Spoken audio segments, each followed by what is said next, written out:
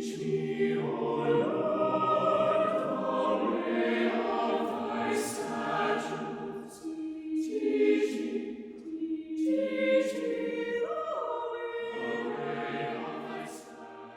reading from the Gospel of Matthew. As Jesus was walking along, he saw a man called Matthew sitting at the tax booth, and he said to him, "Follow me." And he got up and followed him.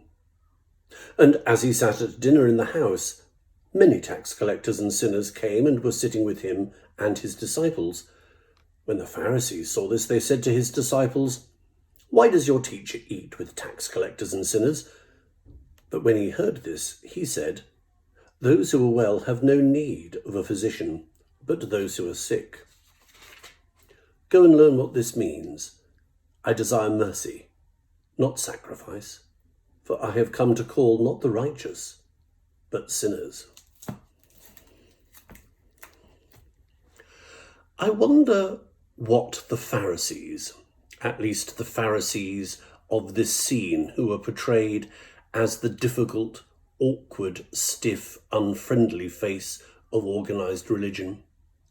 I wonder what these people told their neighbours, their friends, those whom they encountered. I wonder what they told them about God. It must have been so very unappealing. It's no surprise, perhaps, that Matthew is sitting at the tax booth, working in a job which is oppressive, collaborating with the occupying Roman powers. Certainly, Matthew, we must assume, had heard nothing in the appeal of religion that made him think he should change his life. Until one day, this brief encounter does just that. "Follow me," said Jesus, and for some reason, Matthew does.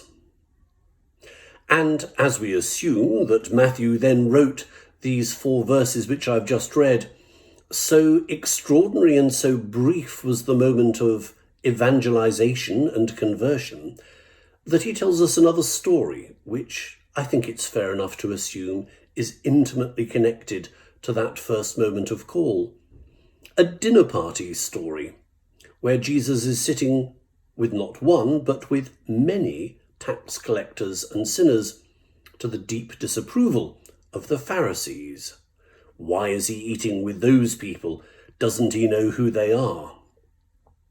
Well, across the story of Matthew's call and the brief bit of dinner party conversation we get, we discover that Jesus is telling people that with God there is forgiveness, that with God there is the opportunity to make a fresh start, no matter what you've done. With God, there is love. Love, universal love, for all of God's children. Matthew caught that, and it changed his life. And he went from tax collector and sinner to evangelist. And of course, sinner. He will have sinned again, like us. But Matthew had caught the message, the good news of Jesus Christ. The Pharisees clearly couldn't see the message, and that was a tragedy for them and for those around them. I assume that the reason you are watching and listening to this sermon, this brief daily act of worship from our cathedral during this time of pandemic, I assume that the reason you're listening to me is you also caught something of the wonder of God's love and the fresh start that it offers us all.